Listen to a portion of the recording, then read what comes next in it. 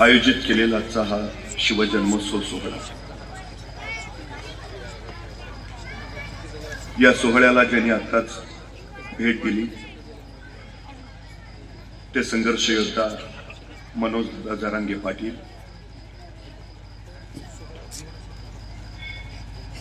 मंचावर उपस्थित असलेले सन्मान्य हरिभक्त परायणकार, ज्यांच्या सातत्याच्या आग्रहाने मला आपल्यापर्यंत येता आलं, ते सन्माननीय लिंबाजीराव जाधव, या शिवजन्मोत्सव सोहळ्याचं आयोजन करणारे सर्व मावळे आणि उपस्थित आपण सर्व, जगाच्या पाठीवर सगळ्यात जास्त पुतळे आणि सगळ्यात जास्त स्मारक जर कुणाची असतील तर ती आहेत छत्रपती शिवाजी महाराजांची। एखादा माणूस गेल्यानंतर त्यांच्या कर्तृत्वाची स्मारक उभा राहणं स्वाभाविक आहे, पण एखाद्या माणसाच्या जिवंतपणीच त्यांच्या कर्तृत्वाची स्मारक उभा राहत असतील तर ती त्या महापुरुषाच्या मोठेपणाची सगळ्यात मोठी साक्ष आहे। दक्षिण दिग्विजयाच्या निमित्तानं महाराज आंध्र प्रदेशला गेले। आंध्राच्या त्या मुक्कामात महाराजांनी श्री शैल मल्लिकार्जुनचं दर्शन घेतलं। महाराज मंदिरातून दर्शन घेऊन बाहेर आले। महाराजांनी मंदिराचा परिसर निहाळला आणि महाराजांच्या लक्षात आलं मंदिर देखणं आहे, मंदिर सुबक आहे, पण मंदिराला घाट नाहीये। आणि महाराजांनी आंध्र प्रदेशच्या त्या मुक्कामात श्री शैल मल्लिकार्जुनच्या मंदिराचे सगळे घाट बांधून काढले। आतापर्यंत अनेक राजे महाराजे आले गेले असतील, अनेकांनी ते मंदिर पाहिलं असेल, त्या मंदिराला घाट नाही ते अनेकांच्या लक्षात आलं असेल, पण ते घाट बांधावे असं वाटलं कुणालाही नाही। ते वाटलं फक्त छत्रपती शिवाजी महाराजांना। एके दिवशी महाराजांनी मंदिरात दर्शन घेतलं आणि महाराज शिखराचं दर्शन घेण्यासाठी बाहेर आले। महाराजांनी मंदिराच्या शिखराकडे पाहिलं आणि महाराजांच्या लक्षात आलं मंदिराच्या प्रत्येक कोपऱ्यावर एक गोपूर आहे, पण उत्तरेच्या बाजूचं गोपूर बांधायचं राहिलंय। आणि महाराजांना तत्काळ वाटलं की अपूर्ण राहिलेलं गोपूर बांधायला हवं, बांधायलाच हवं। महाराजांनी आंध्र प्रदेशचे मजूर बोलावले, त्यांना सांगितलं की अपूर्ण राहिलेलं गोपूर बांधून पूर्ण करा, किती खर्च येईल? मजुरांनी रक्कम सांगितली, महाराजांनी तत्काळ पैसे दिले, गोपूर बांधून पूर्ण करा। आणि महाराज पुढच्या मोहिमेला निघाले। महाराजांनी दिलेल्या रकमेच्या बळावर आंध्र प्रदेश मधल्या त्या मजुरांनी श्री शैल मल्लिकार्जुनच्या मंदिराचं ते चौथं शिखर बांधून पूर्ण केलं। शिखर बांधून झालं, सगळे मजूर एकत्र बसले, त्यांची चर्चा चालू झाली। ऐसा राजा होणे नाही, कित्येक आले गेले, कित्येकांनी मंदिर पाहिले, कित्येकांच्या ध्यानी आले चौथे गोपूर बांधावयाचे राहिले, पण बांधावे ऐसे वाटले कोणालाही नाही। ते वाटले फक्त छत्रपती शिवाजी महाराजांना। ऐसा राजा होणे नाही, या राजांचं अस्तित्व इथं राहिलं हवं, या राजांकडून आपल्याला प्रेरणा मिळायला हवी, काय करता येईल? अनेक मजूर म्हणाला आपण असं केलं तर हे जे चौथं गोपूर आपण बांधलंय त्या चौथ्या गोपुरात आपण महाराजांचीच मूर्ती बसवली तर उत्तम उत्तम। आश्चर्य वाटेल, आंध्र प्रदेशच्या मजुरांनी वर्गणी काढली आणि श्री शैल मल्लिकार्जुनच्या मंदिराच्या त्या चौथ्या गोपुरात छत्रपती शिवाजी महाराजांची मूर्ती बसवली। महाराजांच्या जिवंतपणी महाराजांचं उभारलं गेलेलं हे स्मारक आहे आंध्र प्रदेशला। महाराजांनी तिथंच एक ध्यान मंदिर सुद्धा उभा केलेलं, काळाच्या ओघात त्याची पडझड झाली। आज त्याच ठिकाणी छत्रपती शिवाजी महाराजांचं स्फूर्ती मंदिर उभं आहे आंध्र प्रदेशात। महाराज दक्षिण दिग्विजय करून परत निघाले, येता येता कर्नाटकात आले। कर्नाटकात बेलवाडी नावाचं एक ठाणं आहे, राणी मल्लम्मा तथा सावित्रीबाई देसाई नावाच्या ठाणेदारीने तिथं राज्य करत होत्या। नवरा आदिलशाही सरदार मरण पावला, नवऱ्याच्या पश्चातच्या ठाण्याचा कारभार सावित्रीबाई देसाई बघत होत्या। आमचा दादाजी नावाचा सरदार, त्याला असं वाटलं की सगळं जिंकत निघालोच आहे तर बेलवाडीचा ठाणेही जिंकावं, कुणी सावित्रीबाई म्हणून आहे सहज पराभूत करता येतील। त्यांनी मोजकं सैन्य घेतलं, त्या बेलवाडीच्या ठाण्यावर हल्ला चढवला, पण बाई मोठ्या चिवटांनी जिद्दीच्या त्यांनी दादाजीचा सपशेल पराभव केला। सावित्रीबाईने आपला पराभव केला। हे जर महाराजांना कळलं तर दादाजींनी प्रचंड मोठी फौज उभा केली, पुन्हा बेलवाडीच्या ठाण्यावर हल्ला चढवला। यावेळी मात्र सावित्रीबाई देसाईंचा पराभव झाला। विजयाच्या उन्मादात दादाजींनी त्यांना कैद केलं, महाराजांच्या सामने चला। आणि कैद झालेल्या सावित्रीबाई निघाल्या, अचानक थबकल्या, गर्दिशी मागे वळाल्या। स्वतःचं तानं बाळ त्यांनी आपल्या सोबत घेतलं आणि म्हणाल्या आता चला। तानं बाळ घेतलेल्या सावित्रीबाई महाराजांच्या समोर कैदी म्हणून उभा राहिल्या। त्यांना माहिती आहे आपण कैदी आहोत, आपण पराभूत आहोत। हे राजे आता आपल्याला शिक्षा सुनावणार, सजा फरमावणार, पण महाराजांनी काही शिक्षा सुनावण्या अगोदरच सावित्रीबाई सरकन पुढे झाल्या आणि स्वतःच्या हातातलं तानं बाळ त्यांनी महाराजांच्या मांडीवर ठेवलं आणि त्या महाराजांना म्हणाल्या, मी तुमची दोषी आहे, मी तुमची कैदी आहे, काही शिक्षा द्यायची असेल तर ती मला द्या, पण या सगळ्या प्रकारात माझ्या या तान्या बाळाचा काही दोष नाही, त्याला दोषीच नको। आपल्या मांडीवरच्या त्या तान्या बाळाकडे बघत महाराजांनी स्मित केलं। चिटणीसाला इशारा झाली, चिटणीस दुधाची वाटी घेऊन आला आणि आपल्या मांडीवर असलेल्या त्या तान्या बाळाला महाराजांनी चमच्यानी दूध पाजलं। दूध पाजून झालं आणि महाराज त्या तान्या बाळाकडे बघत सावित्रीबाईंना म्हणाले, हा आमच्या मांडीवर जो आहे ना तो आमचा भाचा आहे, हा आमचा भाचा आहे, म्हणजे तुम्ही आमच्या बहीण झाला, मग कुठला भाऊ बहिणीचं राज्य बळकावतो, कुठला भाऊ बहिणीला शिक्षा देतो? दादाजी यांचं राज्य यांना परत द्याच, पण आमच्या बहीण म्हणून आमच्याकडून चोळी बांगडीसाठी यांना नवराज्य जोडून द्या आणि हा आमच्या मांडीवरचा आमचा भाचा, त्याच्या दूध भाताची व्यवस्था करा।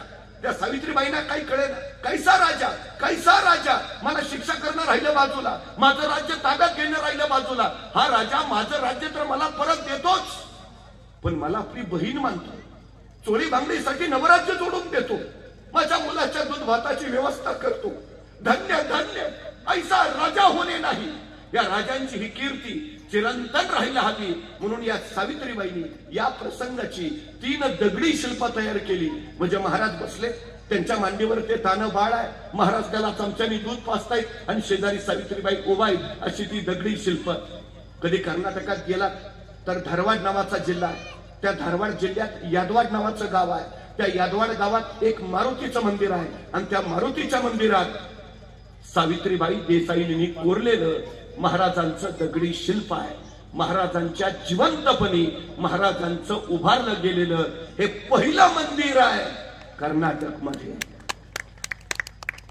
350 वर्षापूर्वी महाराजांनी सांगितलं, शेतकऱ्यांच्या भाजीच्या देठाला हात लावायचा नाही, पण कुठल्या शेतकऱ्यांच्या, आपल्या राज्यातल्या तर नाहीच, पण शत्रू राज्यातल्या शेतकऱ्यांच्या भाजीच्या देठालाही हात लावायचा नाही। काय होतं नाही तर महाराजांकडे शून्यातनं विश्व उभा केलं राजांनी, सैन्य नाही, संपत्ती नाही, साधनं नाही, पण महाराज कारण संगत बसले नाही, या शून्यातनं राज्य उभा केलं। म्हणजे महाराज शून्यातनं राज्य उभा करतात आणि आमच्याकडे नाहीतर एखाद्याला ढाल द्यावी, तलवार द्यावी, एवढंच काय त्याला घोड्यावर नेऊन बसवावा, त्याच्या पुढे जाऊन त्याला रणांगणात नेऊन सोडावा आणि मग म्हणावं, लेका आता तरी लढ, तरी पट्ट्या निवांताच। अरे लढकी, तुमचं लढू कसा? एक हातात ढाल आहे, दुसऱ्या हातात तलवार आहे, दोन्ही हात एंगेज आहेत, लढणार कसा? अरे मग निदान पडून तरी जा, पडू तरी कसा? घोड्यावर बसलोय दिसत नाही, जो बाजूने अडचण आहे आमची।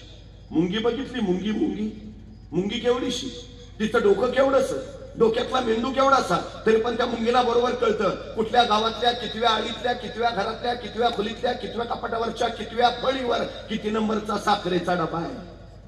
सांगावं लागत नाही, रस्ता दाखवावं लागत नाही, गणभर मुंगी मनभर साखर फस्त करते, एवढीशी मुंगी ध्येयापर्यंत पोहोचत असेल, आपल्याला अडचण काय आहे?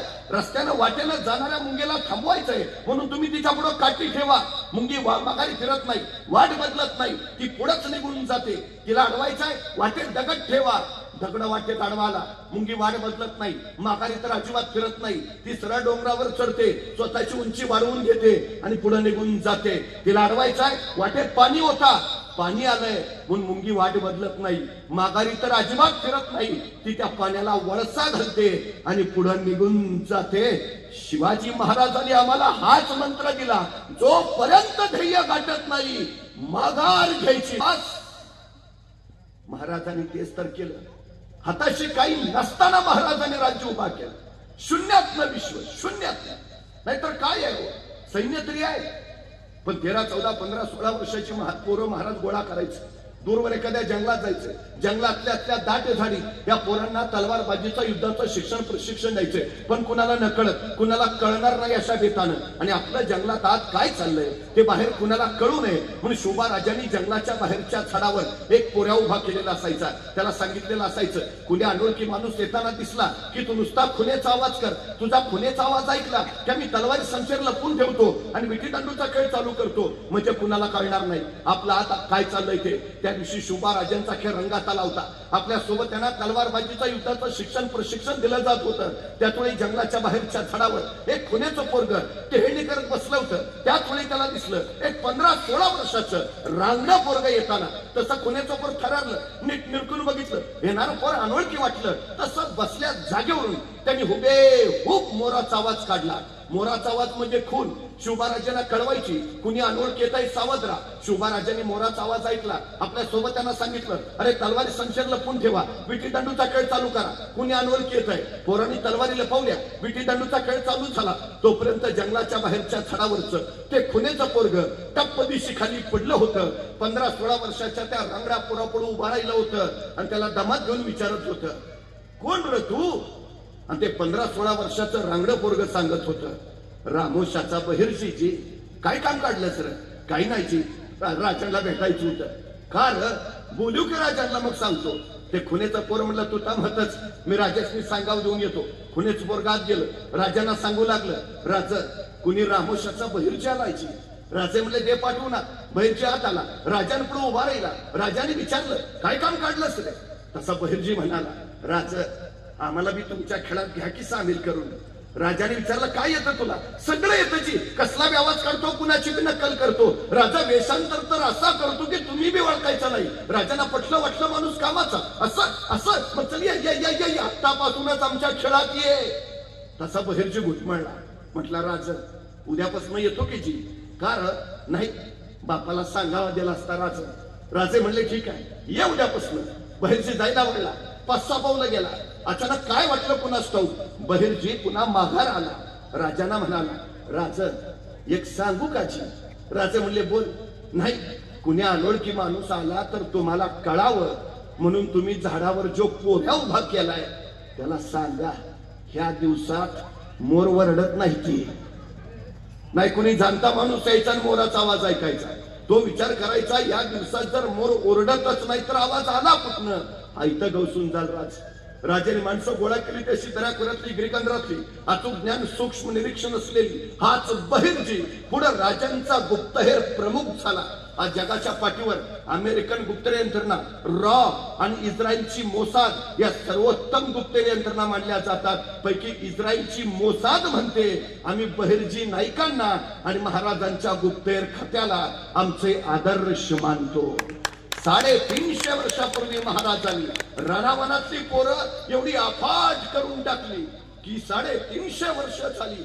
आजही आम्ही त्यांचा जयघोष करतो. अहो कुणी घ्या, तानाजी, बाजी, येसाजी, कोंडाजी, कडतोजी, प्रत्येकाचं आयुष्य सांगतं कसं जगावं आणि कसं मरावं. नॅशनल कॅरेक्टर्स तयार केली राजांनी, राष्ट्रीय चारित्र्य घडवलं. शिवचरित्र म्हणजे जगण्याची स्पर्धा नाही, शिवचरित्र म्हणजे मरण्याची स्पर्धा. महाराज एखादी मोहीम काढायचे आणि तानाजी म्हणायचे, राज तोडावा आपला, आपण जाणार. तसंही असायचे म्हणायचे, ताना आम्ही आहे नव, ही मोहीम आपली. तसे बाजी म्हणायचे, यसाजी गावापासून नंबर लावून बसलेल्या का सरमाग, ही मोहीम आपली, आपण जाणार, आपण लढणार, आपण मरणार. जगाच्या पाठीवरचा पहिला काळ आहे जिथं माणसं मरण्यासाठी तयार आहे. नाहीतर बघा ना, आमच्या तानाजीनं पोराचं लग्न काढलंय, पत्रिका द्यायला महाराजांकडे गेला. राज रायबाच्या लग्नाला यायचं बरं का, मात्र राजांची नजर आहे कोंडाण्यावर. आणि कोंडाण्याकडे पाहता पाहता राजे तानाजीला म्हणाले, तान्हा कोंडाणा घ्यायचं म्हणे आहे रे. तसे सर्दीशी उठल्या तानाजी, हातातल्या पत्रिका फेकल्या. राजा आधी लगीन कोंडाण्याचं मग रायबाचं, आणि पोराचं लग्न टाकून तानाजी कोंडाण्याचं लग्न करायला गेले. गेले गेले गेले असे गेले की रायबाचं लग्न करायला परत आलेच नाही. मला राऊंड राऊंड प्रश्न पडतो, काय दिलं असेल हो महाराजांनी? का महाराज म्हणले असतील तानाजीना, ताना तेवढा कोंडाणा घ्या, मग पंचायत समितीच्या तिकिटाचं तुमचं बघतो. काय दिलंय? काही नाही हो.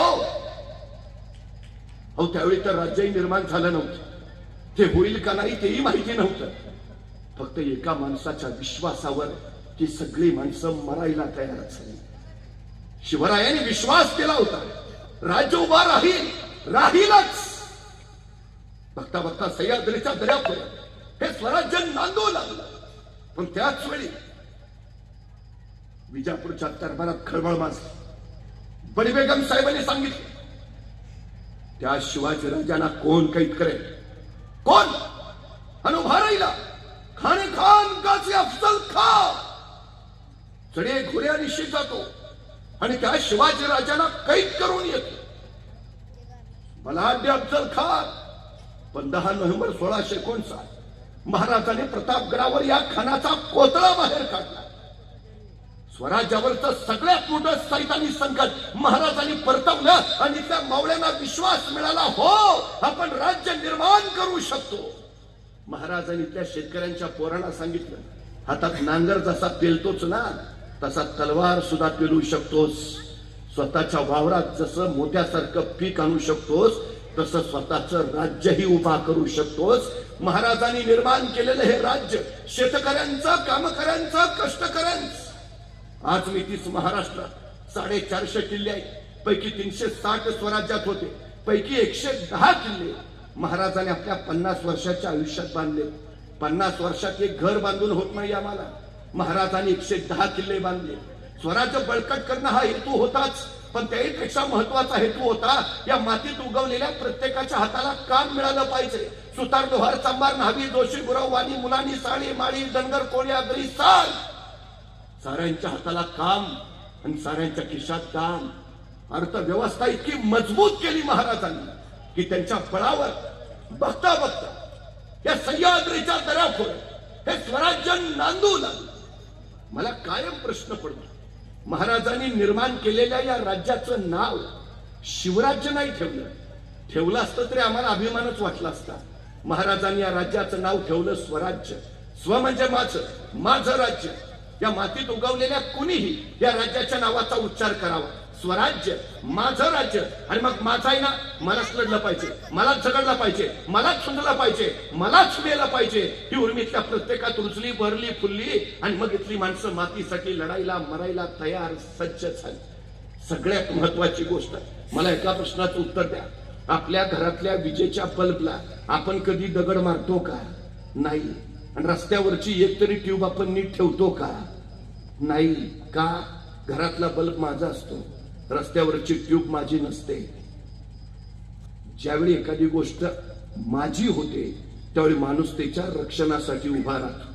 महाराजांनी तेच केलं. हे स्वराज्य या रयतेच केलं, रयतेच. नाहीतर 27 वर्ष औरंगजेब या सह्याद्रीशी टकरा घेत राहिला. का? स्वराज्य संपवायचं होतं त्याला. स्वराज्यच का? तिकडे इराणचा शाबास होता, आदिलशाही होती, निजामशाही होती, कुतुबशाही होती, ते संपव ना. स्वराज्य का? औरंगजेबाने याचं उत्तर लिहिलंय. तो सांगतो, इराणचं राज्य शाहबाजचं आहे, विजापूरचं राज्य आदिलशाहचं, नगरचं राज्य निजामशाहचं, गोळकोंड्याचं राज्य कुतुबशाहचं. पण महाराष्ट्रातलं स्वराज्य कुणा राजा, सुलतान, सम्राट वा बादशाहचं राज्य नाही, तर ते इथल्या रयतेचं राज्य आहे. आणि जिथं रयतेचं राज्य असतं तिथं माणसं मरायला आणि मारायला कधी मागं पुढं बघत नाही. आणि सगळ्यात मोठा धोका तो हा आहे, हे रयतेचं राज्य. रयतेच, तेच रयतेचं राज्य महाराजांनी उभा केलं.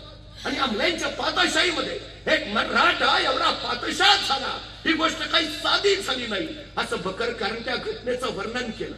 महाराष्ट्राच्या भूमीवर शतकानुशतकानंतर राज्याभिषेक संपन्न झाला, राजे छत्रपती झाले. पण महाराजांचा राज्याभिषेक होऊच नाही यासाठी औरंगजेब धडपडत होता. महाराजांना याची जाणीव झाली आणि म्हणूनच महाराजांनी पूर्ण तयारी केली. अखेर राज्याभिषेक झाला. पण हा राज्याभिषेक उद्ध्वस्त करायची जबाबदारी औरंगजेबाने त्याचा दूध भाऊ, जो इथं श्रीगोंद्याच्या जवळ बहादूरगड नावाचा किल्ला आहे तिथं राहत होता, त्याचं नाव होतं खान जहान बहादूर खान कोकलताश हैबत जंग. कसं जोरदार नाव आहे, खान जहान बहादूर खान कोकलताश हैबत जंग. आता काय लोक विचारतात त्याची बायको कसं नाव घेत असेल. आता आपल्याला काय करायचं आहे, पण नाव जोरात आहे. पूर्वी आपली नावं पण जोरात होती, तानाजी, बाजी, येसाजी, कडतोजी.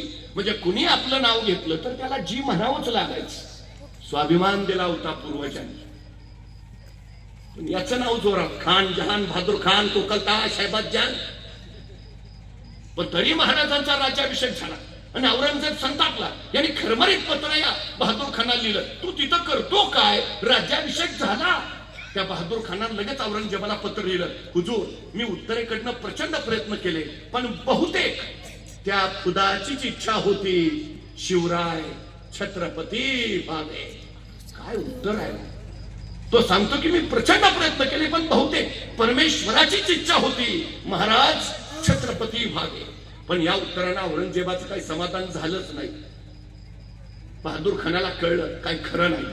औरंगजेबाचा आपल्यावरचा राग गेला पाहिजे. आता त्याला माहिती आहे औरंगजेबाचा राग कसा घालवायचा. त्याला कळतंय टेबला खालनं दिलं की टेबलावरनं काम होत आहे. पैसे म्हणले की औरंगजेब पाकळायचा.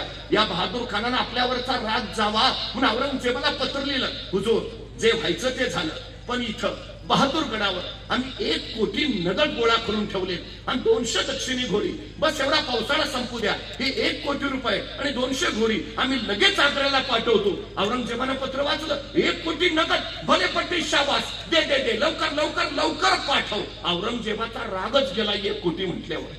पण बहादूर गडावर 1 कोटी नगद आहे ही बातमी जेवढ्या वेगात आग्र्याला औरंगजेबाला कळाली त्याच्या दुप्पट वेगात ती रायगडावर महाराजांना समजली की बहादूर गडावर 1 कोटी नगद आहेत. महाराज म्हटले बरं झालं नाहीतर राज्याभिषेकाला खर्च झालाच होता. आणि मग महाराजांनी बोलावलं आपले सरसेनापती हंबीरराव मोहिते. हंबीरराव येतेच आहे. जी महाराज. हंबीरराव बहादूर गडावर 1 कोटी नगद आहेत आणि तो काय संवाद आहे राजा आणि सेनापती मध्ये.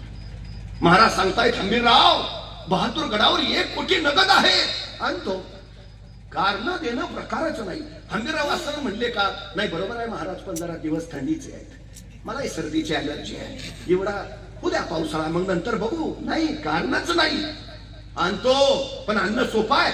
त्या बहादूर गडावर 35,000ची खरी फौज आहे बहादूर खानाची. त्या 35,000 फौजेच्या तावडीतनं 1 कोटी आणायचे म्हणजे किमान 50,000 फौज पाहिजे. मग रायगडावर त्यावेळी 50,000ची फौज आहे नाही हो. महाराजांचा राज्याभिषेक उरकून स्वराज्याची सगळी फौज आपापल्या गावी शेतीवाडी करायला गेलीये. महाराजांची पद्धत अशी दसऱ्याला सीमोल्लंघन करावं स्वराज्य संवर्धनासाठी बाहेर पडावं अक्षय तृतीयेला परत यावं आणि शेतीच्या कामाला लागावं. महाराजांचं सगळं सैन्य अक्षय तृतीयेनंतर सरळ शेतीच्या कामाला गेलंय. रायगडावर सैन्य आहे कुठं. मग पण आपल्याकडे दंगल झाली आणीबाणी आली की राज्य राखीव दल येतं. राज्य राखीव दल ही संकल्पनाच छत्रपती शिवाजी महाराजांची. रायगडावर कायम 10,000ची रिझर्व्ह फोर्स असायची. हंबीरराव मोहितेंनी काय केलं त्या 10,000 फौजेतले 9,000 आपल्या सोबत घेतले. 1,000 त्या रायगडाच्या रक्षणासाठी तिथंच ठेवले आणि घेतलेल्या 9,000 फौजेचे त्यांनी परत 2 भाग पाडले. एक भाग केला 7,000चा दुसरा भाग केला 2,000चा. 2,000ची फौज हंबीररावांनी स्वतः सोबत घेतली आणि हंबीरराव रायगडावर निघाले. ते थेट पुण्यात आले आणि पुण्यातनं पुणे सोलापूर मार्गानं सांडस पाटस करत श्रीगोंद्याच्या म्हणजे बहादूरगडाच्या अलीकडं करकुंब नावाचं गाव आहे त्या करकुंबला येऊन थांबले. करकुंब पासून बहादूरगड एका झेपेचा आणि उरलेलं 7,000 सैन्य रायगडावरनं निघालं. ते थेट पुण्यात पोहोचलं आणि पुण्यातनं रांजणगाव शिरूर करत आताच्या अहिल्यानगरला आणि अहिल्यानगरवरनं ते श्रीगोंद्याकडं हे 7,000 सैन्य जसं नगरवरनं श्रीगोंद्याकडे निघालं बहादूरगडाकडे निघालं त्यांनी एकच हल्ला कल्लोळ करायला सुरुवात केली. हर हर महादेव जय भवानी ढोल ताशे बडवायला सुरुवात केली. अवघा हल्ला कल्लोळ उडाला आणि मराठ्यांच्या या किलकार्या बघता बघता बहादूरगडाच्या कानाला भिडल्या आणि एक हेर धावत धावत बहादूर खानाकडे गेला. हुजूर केव्हा ते आले. कोण. मराठे हुजूर मराठे. बहादूर खान म्हटला मराठे दिवसा ते तर रात्री येतात दिवसा कसे आले. आणि खरं आहे बरं महाराजांच्या सगळ्या लढाया रात्रीच्या आणि त्यातल्या त्यात निम्म्याच्या वर लढाया अमावस्येच्या रात्रीच्या. अमावस्येच्या किर्र काळोखाचा फायदा घ्यावा आणि बलाढ्य फौजेवर कमी फौजनिशी छापा मारावा हे महाराजांचं युद्धतंत्र शिवनीती. त्यामुळे बहादूर खानाला माहिती आहे मराठे दिवसा येतच नाहीत. पण तोपर्यंत हर हर महादेवच्या किलकार्या बहादूर खानाच्या कानावर पडल्या आणि त्याला आले आले आले. पण ज्या अर्थी मराठे दिवसा आले भयानक असणार कारण आपली 35,000 फौज खरी आहे. आपल्या 35,000 फौजाशी लढायला दिवसा मराठी येत आहेत म्हणजे मराठे 50,000 तरी असणार. बहादूर खानानं काय केलं, बहादूर गडावरची आपली सगळीच्या सगळी फौज बाहेर काढली, वॉचमन गेटमनच ठेवले तिथं आणि 35,000 फौज घेऊन निघाला मराठ्यांच्या दिशेनं. इकडून मराठे हर हर महादेव जय भवानी करत वेशात निघाले. तिकडून बहादूर खान आक्रमण यलगार. बघता बघता दोन्ही फौजा जवळ आल्या. आता प्रचंड रणसंग्राम होणार, शौर्याचं वादळ पावणार. कडाडला बहादूर खान आक्रमण. उसळले मराठे, तलवारी उचलल्या गेल्या आणि वार होणार. अचानक मराठ्यांनी रिव्हर्स गेअर टाकला. भागो. झालं मराठे पुढं मोगल माग, मराठे पुढं मोगल माग. 1 मैल झाले, 2 मैल झाले, 3 मैल झाले. मराठे माग वळूनच बघेना. मराठे पुढं मोगल माग. त्या बहादूर खानाला काय कळेच ना. 10-12 मैल मराठे गेले पुढं, बहादूर खान मागच. जसे मराठे वळूनच बघत नाहीत बहादूर खानना कळलं. बहादूर खान म्हटला रुक जाओ. गए मराठे. मला वाटलं 50,000 असतील, हे 7,000 आहे. आपली 35,000 फौज बघूनच पळून गेले. आता नाही यायचे परत, चलो वापस. त्यानं आपलं सैन्य वळवलं, निघाला बहादूर गडाच्या दिशेनं. पण 2-4 मैलच गेला असेल तेवढ्या त्याचा हेर मागूनच ओरडला, हुजूर मराठे परत आले. आता मात्र बहादूर खान वैतागला. आणि काय पद्धत आहे काय? असे असते करावं लढाई? काय खेळायचं ते एकदा समोर या ना. वैतागलेला बहादूर खान. पण आता करतो काय? येतायत मराठे म्हणल्यावर भेटलं पाहिजे. सगळं सैन्य परत वळवलं, निघाला मराठ्यांच्या दिशेनं. तिकडून मराठे तावात. एकदा हुल दिली, आता घुसायचं आणि कापायचं. बहादूर खान सुद्धा तावात. दोन्ही फौजा आमने सामने आल्या. आता तुंबाळ युद्ध होणार, प्रचंड रणसंग्राम होणार. शौर्याचं वादळ, तलवारी उचलल्या गेल्या आणि वार होणार. मराठ्यांनी परत रिव्हर्स गेअर टाकला. भागो. मराठे परत पुढं, मोगल मागं. मराठे पुढं, मोगल मागं. 2 मैल, 3 मैल, 4 मैल, 5 मैल, 10 मैल. मराठे पुढंच. बहादूर खान परत म्हणला, रुक जाओ. उगा हुलकावली. आता नाही यायचे परत, चलो वापस. बहादूर खान वळाला, निघाला बहादूर गडाच्या दिशेनं. 5-6 मैलच गेला असेल तेवढ्यात त्याचा हेर परत ओरडला, हुजूर मराठे परत आले. आता मात्र बहादूर खान वैतागला. काय लपाछपी चालली करा. पण त्याच वेळी त्याने ठरवलं. 2 वेळा हुलकावणी दिली, 3ऱ्यांदा मराठी आली. आता काय व्हायचं ते होऊ दे. आता जातील तिथपर्यंत आणायचे, जातील तिथपर्यंत आणायचे. बास. त्यांना पक्का ठरवलं आणि आपल्या सैनिकांना सांगितलं, सावध राहा, सजग राहा. सैतान हे मराठे कुठेही उगवतात, कुठूनही गायब होतात. पोटात काही नसलं तरी पाठीचे कणे ताट ठेवतात. मरकर जो हटा सो मरहट्टा. मराठा आहे तो. आता जातील तिथपर्यंत ताणायचं. बहादूर खानानं सज्जता केली, मराठ्यांच्या दिशेनं निघाला. बघता मराठे इतवेशात पुढे आले, सरळ पुढे आले. आता घुसायचं आणि कापायचं. दोन्ही फौजा आमने सामने आल्या. आता तुंबळ युद्ध होणार, बाहेर रणसंग्राम माजणार. कडाडला बहादूर खान आक्रमण यलगार. उसळले मराठे जय भवानी. आता तलवार उचलल्या आणि वार होणार. मराठ्यांनी परत रिव्हर्स गेअर टाकला. भागो. मराठे पुढं, मोगल मागं, मराठे पुढं, मोगल मागं. पण बहादूर खानाने यावेळी ठरवलं, काय व्हायचं ते होऊ दे, जातील तिथपर्यंत आणायचं. मराठे 5 मैल गेले, 10 मैल गेले, 15 मैल, 20 मैल. बहादूर खान मागच. मराठे नगरला पोहोचले. बहादूर खान मागच. मराठ्यांनी नगर सोडून शिरूर गाठलं. बहादूर खान मागच. जसे मराठे शिरूर सोडून रांजणगावला निसटले, बहादूर खान शिरूरला पोहोचला. तसा त्याचा एक सरदार म्हटला, हुजूर गए मराठे, अब वापस लौट चल. तू गाप. काय व्हायचं ते होऊ दे, पण आता जातील तिथपर्यंत आणायचे. बास. आता तो पुरता पेटला होता. तोपर्यंत मराठे रांजणगाववरनं पुण्याच्या दिशेनं. बहादूर खान मागच. मराठे पुण्यात पोहोचले. बहादूर खान रांजणगाव सोडून पुण्यात.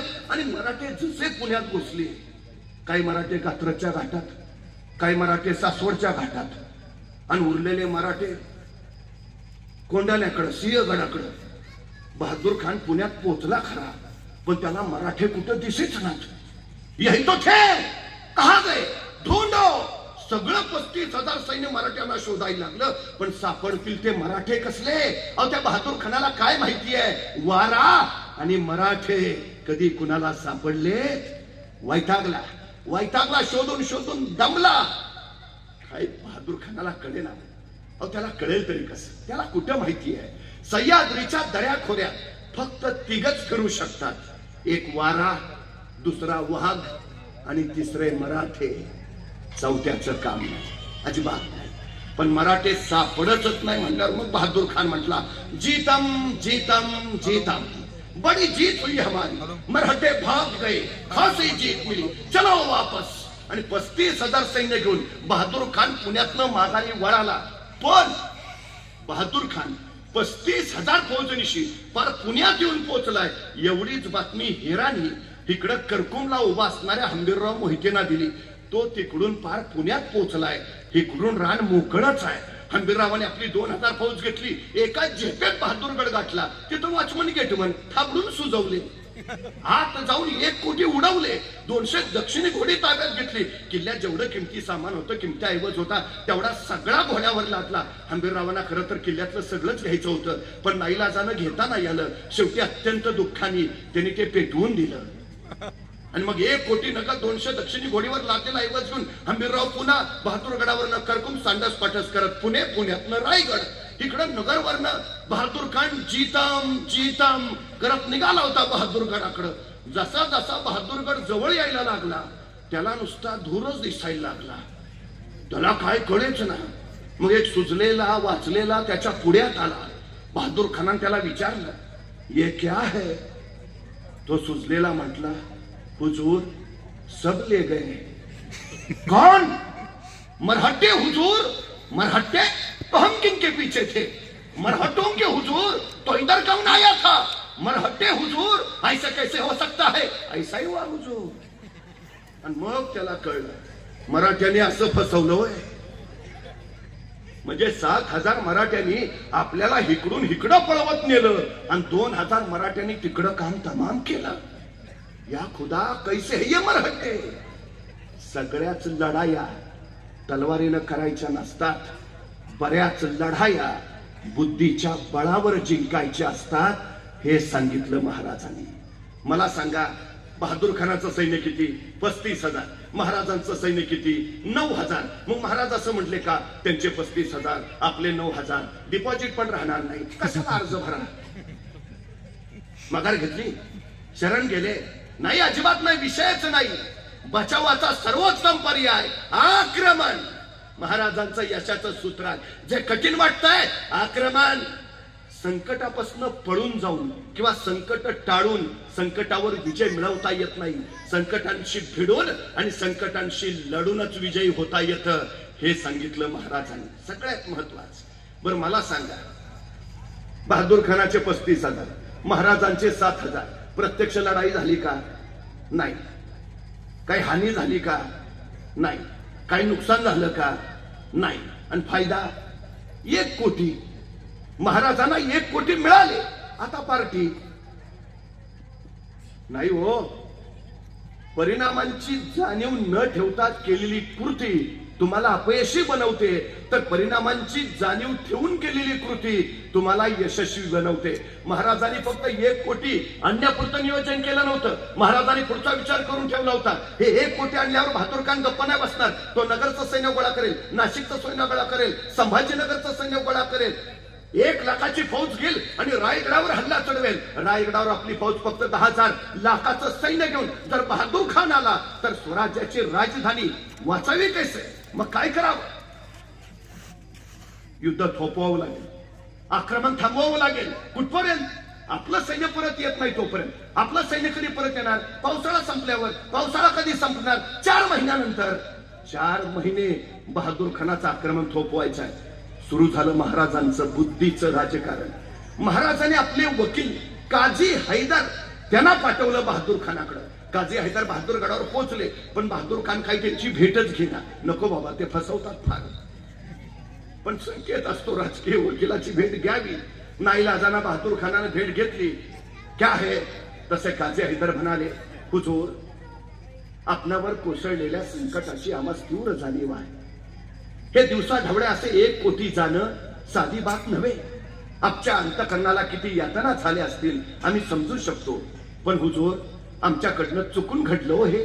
It's an accident. अपघात होता तो.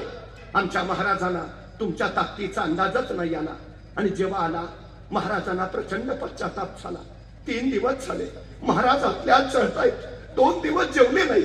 शेवटी महाराज आम्हाला म्हणाले, काजी साहेब तुम्ही स्वतः बहादूर खान साहेबांकडे जा, त्यांना सांगा आम्ही विना अट विना शर्त तुम्हाला 10 किल्ले द्यायला तयार आहे, संभाजीराजांना तुमच्याकडे पाठवायला तयार आहे, आणि तुम्ही सांगाल त्यावेळी स्वतः दस्तूरखुद्द महाराज तुमच्या सहकार्यासाठी यायला तयार आहे. एवढं ऐकलं तसा बहादूर खान ताडकन उठला. हा 10 किल्ले, मग आता चाव्या आणायच्या, मग संभाजी महाराज कधी येत आहेत, मग महाराज कधी येणार. काजी हैदरना कळलं मासा गळाला लागलाय.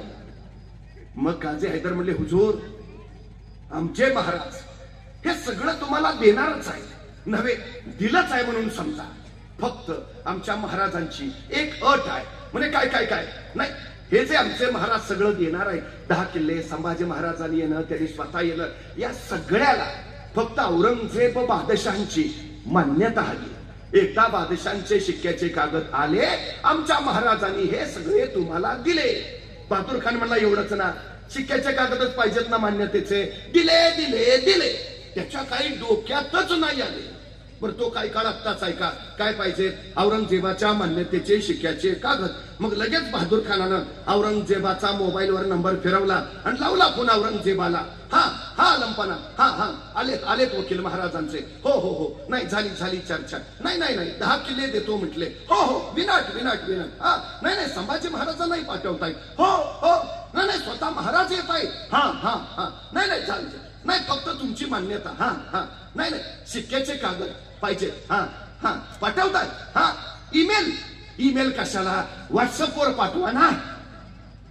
नाही हो एवढा वेगवान काळ, मग काय करावं लागेल, काय हवंय, शिक्क्याचे कागद. तो निरोप घेऊन सांडणीस्वार महाराष्ट्रातनं आग्र्याला जाणार. जायला लागणार 2 महिने, तिथून औरंगजेबाचे शिक्क्याचे कागद घेणार, परत महाराष्ट्रात येणार. यायला लागणार 2 महिने. झाले किती, 4 महिने. आक्रमण किती थांबवायचं आहे, 4 महिने. ह्या 4 महिन्यात बहादूर खान निवांत, का तर महाराज एवढं सगळं देणार आहे. आणि या 4 महिन्यात महाराजांनी रायगडावर 80,000ची फौज गोळा करून ठेवली. आणि महाराज म्हटले, ये आता कधी पण. ते औरंगजेबाचे शिक्क्याचे कागद आले की बहादूर खानानं तातडीनं 2 वकील लगेच रायगडावर पाठवून दिले. जा जा जा जा, ते शिक्क्याचे कागद महाराजांना द्या आणि त्यांच्याकडनं ते 10 किल्ले, संभाजी महाराज काय ते सगळं घेऊन या. वकील पोचले रायगडावर, महाराजांची भेटही घेतली. महाराजांनी विचारलं, बोला काय काम काढलं. तसं ते वकील म्हटले की नाही, ते तुमचे वकील आले होते आमच्याकडं. कोण, ते काजी हैदर. कशाला, ते तुम्ही नाही का आमची 1 कोटी पळवले. कधी, अहो तुमच्या हंडेराव आलते. कुठं, अहो तुमच्या हंडेराव मोहिते आले, त्यांनी आमचे 1 कोटी पळवले. मग तुमचे वकील आले, ते म्हणले 10 किल्ले देतो, संभाजी महाराजांना पाठवतो. ताडकन उठले महाराज. तुमच्या त्या बहादूर खानानं तलवारीचा असा कुठला ते दिमाग दाखवला की आमचा पुत्र घडावा तुम्हाकडं, तुरंत चालते व्हा, नाहीतर अपमान पावाल. मान खाली घालून वकील गेली हो माघारी. बहादूर खान वाटच बघत होता. जसे वकील आले त्यांनी विचारलं, क्या हुआ. वकील म्हटले, पुन्हा फसवलं हो. बिचारा बहादूर खान, सगळं कळवलंय हो औरंगजेबाला. महाराज 10 किल्ले देतायत, संभाजी, आता काय कळवायचं. तुम्हाला पेडगावचा शहाणा म्हण माहिती आहे का, आपल्याकडे जुनी माणसं वापरतात, लय पेडगावचा शहाणा आहेस. पुण्यावरनं म्हणाली माहिती आहे का, ह्यो बहादूरगड आहे ना, तो पेडगावला आहे. आणि त्या पेडगावचा ह्यो शहाणा बहादूर खान, ज्याला महाराजांनी 3 वेळा फसवला. त्याला कळेना करू काय. त्याने औरंगजेबाला जे घडलं ते सगळं लिहिलं. हुजूर, त्या शिवाजी महाराजांनी आम्हाला पुन्हा फसवलं. त्याच्या या पत्राला औरंगजेबानं जे उत्तर दिलंय ना, ते मी आमच्या पोरांच्या पाठ्यपुस्तकात छापायला पाहिजे. औरंगजेब लिहितो, तुम्ही माझे सरदार, इथून प्रचंड खजिना घेऊन जाता, प्रचंड बचनीत नेता, प्रचंड फौज नेता, त्या सह्याद्रीच्या दऱ्याखोऱ्यात त्या शिवाजी राजांबरोबर लुटूपुटूच्या लढाया खेळता आणि नंतर मला कळवता त्या शिवाजी राजाने आम्हाला फसवलं. अरे ते शिवाजी महाराज तुम्हाला फसवतात तरी कसे आणि तुम्ही फसता तरी कसे. औरंगजेबाच्या या पत्राला सुद्धा बहादूर खानानं उत्तर पाठवलं. तो म्हटला, हुजूर, तुम्ही मला विचारलं ते शिवाजी महाराज आम्हाला कसे फसवतात आणि आम्ही कसे फसतो. हुजूर, ते शिवाजी महाराज तुम्हाला भेटायला आग्र्याला पण आले होते. तुम्हाला कसं फसवलं. आम्हालाही तसंच फसवलं. धाडच झालं नाही औरंगजेबाचं परत बोलायचं. जोपर्यंत छत्रपती शिवाजी महाराज जिवंत होते, औरंगजेब चुकून महाराष्ट्रात आला नाही. चुकून. इतकी दहशत होती त्याच्या मनात महाराजांबद्दल. मी जाणीवपूर्वक विधान करतो, छत्रपती शिवाजी महाराज हे 17व्या शतकातील आंतरराष्ट्रीय कीर्तीचे सेनापती आहेत. आंतरराष्ट्रीय जगात तुलना नाही. आपल्या 50 वर्षाच्या आयुष्यात महाराजांपुढे जेवढे शत्रू आले त्यातले फक्त 2 भारतीय होते. बाकीचे सगळे परदेशातील नामवंत योद्धे. फक्त 2 भारतीय आहेत. एक मिर्झा राजे जयसिंग आणि 2 अफजल खान, ते इथले. बाकी सगळे बाहेरचे. तो लाल किल्ल्यात ज्याची 3 बोटं छाटली तो नवाब शाहिस्ता खां, औरंगजेबाचा सक्का मामा, तुर्कस्तानचा नवाब आहे. बोट तोडल्यावर असा पळाला की परत फिरकला नाही. लोणावळ्याच्या शेजारी उंबरखिंड आहे. त्या उंबरखिंडीत कारतलब असा महाराजांनी कोणला की तो शरणच. तो कारतलब खान कुठला आहे माहितीये? उझबेकिस्तान, म्हणजे आताच्या ताशकंद रशियाचा आहे. तो पराभूत केला महाराजांनी. दिलेर खान अफगाणिस्तानचा आहे, पराभव. बेहलोल खान पठाण, सिकंदर चिदर खान पठाण अबिसिनियन्स आहेत, पराभूत. इंग्रज, फ्रेंच, पोर्तुगीज, डच पराभूत. 17व्या शतकातले आंतरराष्ट्रीय कीर्तीचे सेनापती आहेत छत्रपती शिवाजी महाराज. शौर्यगाथा किती महाराजांच्या. त्या स्वराज्याला त्यांनी सुराज्यात परावर्तित केले. मातीसाठी मरणाऱ्यांची पिढी तयार केली. संभाजी महाराजांच्या मृत्यूनंतर 9 वर्ष हा दख्खन लढत राहिला, झुंजत राहिला. दख्खन घ्यायला लावता औरंगजेब. स्वतःला काढण्यापुरती 3.5 हात जमीन घेऊन अखेरचा इथंच शांत झाला आणि इतिहासानं नवा अध्याय लिहिला. जो महाराष्ट्राच्या नादाला लागतो त्याचा औरंगजेब होतो. इथलं सैन्य राजासाठी नव्हे, राज्यासाठी लढत होता. जिथपर्यंत मराठ्यांच्या घोड्यांच्या टपा गेल्या तिथपर्यंत हिंदुस्थानच्या सीमा तयार झाल्यात. महाराष्ट्र धर्म म्हणजे राष्ट्रकारण करणं, राष्ट्राचं नेतृत्व करणं. महाराजांनी ते ध्येय दिलंय आम्हाला. ते ध्येय आमच्या उद्याच्या पिढीला ते सांगा. आमची अडचण काय माहिती आहे? आमच्या पोरांमध्ये जिज्ञासाच राहिली नाही. पोरं आमची प्रश्नच विचारत नाही. प्रश्न न विचारायची 2 कारणं असतात. एक, सगळं येतंय, आणि 2, काहीच येत नाही. जिज्ञासा सगळ्यात महत्वाचा गुण आहे. सगळ्यात. मला कधी कधी बरं वाटतं, बरं झालं ते सफरचंदाच्या झाडाखाली न्यूटनच बसला होता. ते सफरचंद खाली पडलं, मग त्याला प्रश्न पडला सफरचंद खालीच का पडलं. मग त्यातनं गुरुत्वाकर्षणाचा शोध लागला. बरं झालं न्यूटनच बसला होता. त्या सफरचंदाच्या झाडाखाली आपल्यातला कोणी बसला असता तर काय प्रश्न पडला असता त्याला? बरं झालं मी असतानाच पडला. दुसरा प्रश्न, बरं झालं आणखी कुणी नाही, अकेले अकेले खाएंगे. आणि जर एखाद्याला प्रश्न पडलाच सफरचंद खालीच का पडलं, आणि त्यानं विचारलं वडिलांना, बाबा सफरचंद खाली का पडलं? बाबा म्हणणार, खाना मुकाट्यानं का डोक्याला ताप देतो, आई ते व्याप कमी आहेत का? संपला आमचा न्यूटन सफरचंदाच्या झाडाखालीच. 12व्या वर्षी शहाजीराजांनी मासाहेबांनी सांगितलंय, राज्य उभा करा, स्वराज्य. ध्येय दिलं. हे ध्येय कशाच्या बळावर पूर्ण केलं? अबे खरे नावाचा एक फ्रेंच प्रवासी चौच्या कार्यालयात आला महाराजांच्या. त्याला राजापूरच्या बंदरात जायचं होतं. महाराजांचा परवाना घेतल्याशिवाय पुढे जाता येत नव्हतं. एक काळ असा होता, आम्हाला समुद्रात जायचं झालं पोर्तुगीजांचा परवाना लागायचा. महाराजांनी काळ असा बदलला, आता पोर्तुगीजांना समुद्रात जायचं झालं, महाराजांचा परवाना लागायचा. तो परवाना काढायला आलाय. पण परवाना काढायला आल्यावर त्यानं तिथल्या अधिकाऱ्याला प्रश्न विचारला, तुमच्या महाराजांचं सैन्य कमी, तुमच्या महाराजांकडे संपत्ती कमी, तुमच्या महाराजांचं सामर्थ्य कमी, तरी तुमचे महाराज प्रत्येक लढाईत यश मिळवतायत. कसं? कशाच्या जोरावर? तुमच्या महाराजांच्या यशाचं कारण काय? तसे महाराज म्हणाले, महाराजांचा अधिकारी म्हणाला, आमच्या महाराजांच्या यशाचं कारण एकच, अभ्यास, प्रचंड अभ्यास. माझ्या महाराजांचा सगळ्या क्षेत्रापर्यंतचा अभ्यास आहे. धर्मशास्त्र, अर्थशास्त्र, नीतिशास्त्र, राज्यशास्त्र, समाजशास्त्र, इतिहास, तोंडपाठ आणि भूगोल जणू माझ्या राजांच्या नजरेत साठवलाय. अभ्यास हेच महाराजांच्या यशाचं कारण आहे.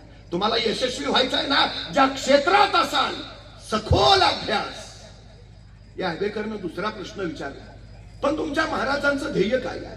तुमच्या महाराजांचं स्वप्न काय, तुमच्या महाराजांची महत्वाकांक्षा काय?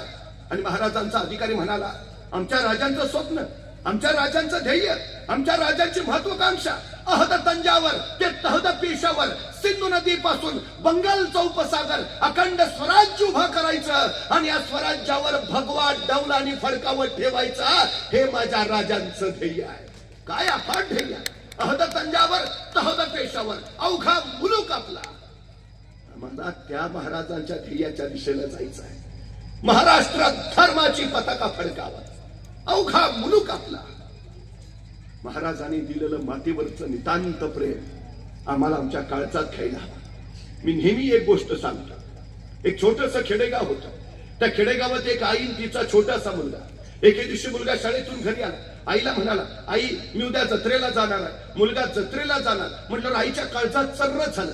चर्र एवढ्यासाठी झालं की मुलगा जत्रेला जाणार म्हणजे त्याच्या हातावर किमान 10 रुपयांची नोट तरी ठेवली पाहिजे. पण त्या माऊलीला काही कळेना. आपलं घर गरिबीचं, उराशी गरिबी घेऊन झोपतो आपण. पोराला जत्रेसाठी 10 रुपये द्यावे कुठून, ते आणावे कुठून, ती माऊली विचार करत राहिली. शेवटी उठली, दिवळीतलं खुरपा उचललं आणि दुसऱ्याच्या शेतात ती खुरपायला भांगलायला गेली. दिवसभर खुरपणं भांगलनं केलं, दिवसभर राब राबली. संध्याकाळी काबड कष्ट करून घरी आली. आता आनंदी होती. रोजगाराचे पैसे हातावर पडले होते.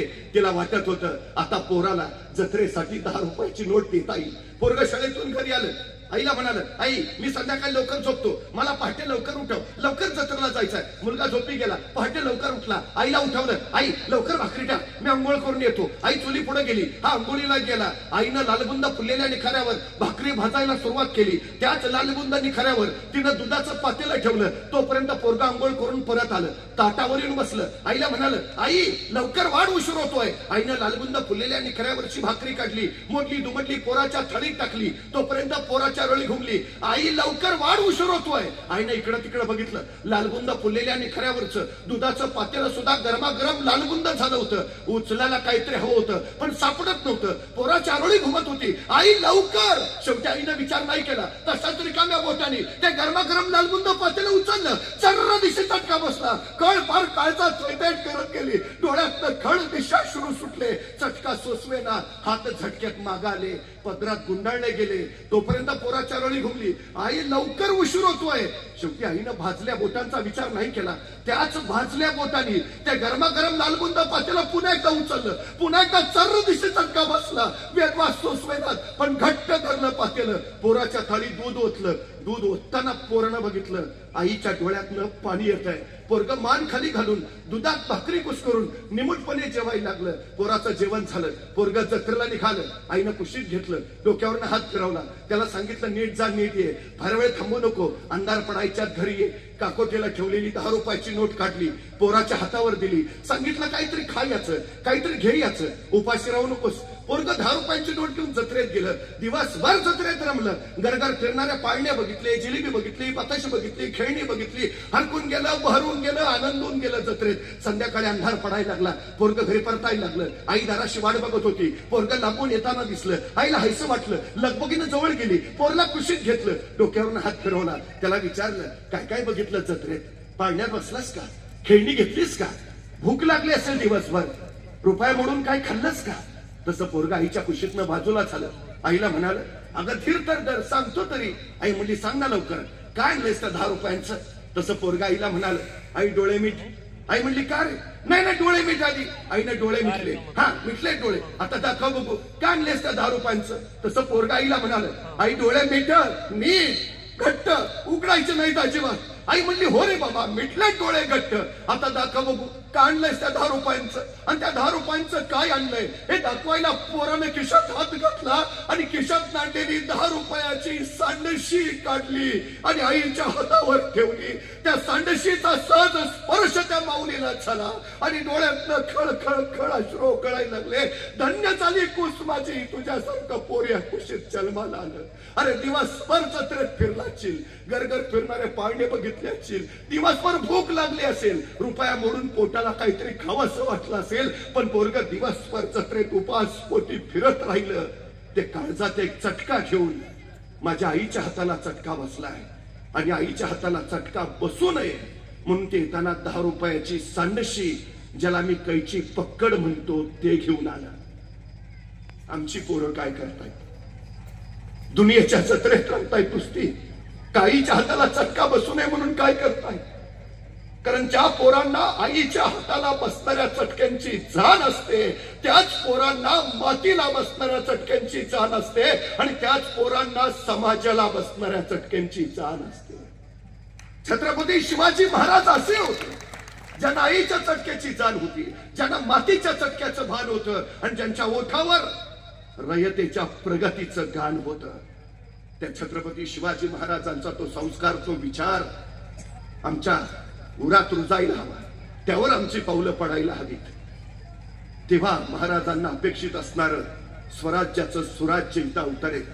आपल्या सगळ्यांना या शिवजन्मोत्सवाच्या मनस्वी शुभेच्छा देतो आणि सन्माननीय लिंबाजीराव जाधव की ज्यांच्यामुळं तुमच्यापर्यंत मला येता आलं त्यांचे मनपूर्वक आभार मानतो. आपल्या सगळ्यांची रजा घेतो. धन्यवाद.